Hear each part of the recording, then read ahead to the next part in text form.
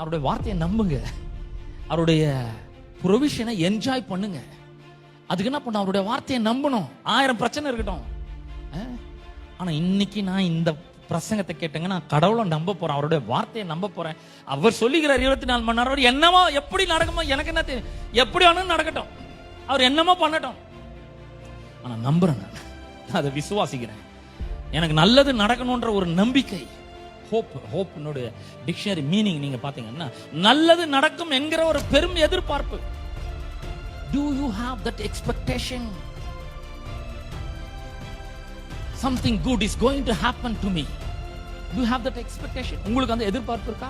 ஒரு நல்லது நடக்கும்ன்ற எதிர்பார்ப்பு இருக்கா? இன்னைக்கு எதிர்பார்க்கணும் கண்டிப்பா. நான் கர்த்தரை விசுவாசிக்கிறேன், அவருடைய வார்த்தையை விசுவாசிக்கிறேன். எனக்கு நல்லது நடக்கும். இவ்வளவு நாள் நான் பிரச்சனையில் இருந்திருக்கலாம், ஆனா இன்னைக்கு நல்லது நடக்கும். இன்னும் 24 மணி நேரத்துல அவர் எனக்கு டைம் கொடுத்துக்கிறார். 24 மணி நேரம்.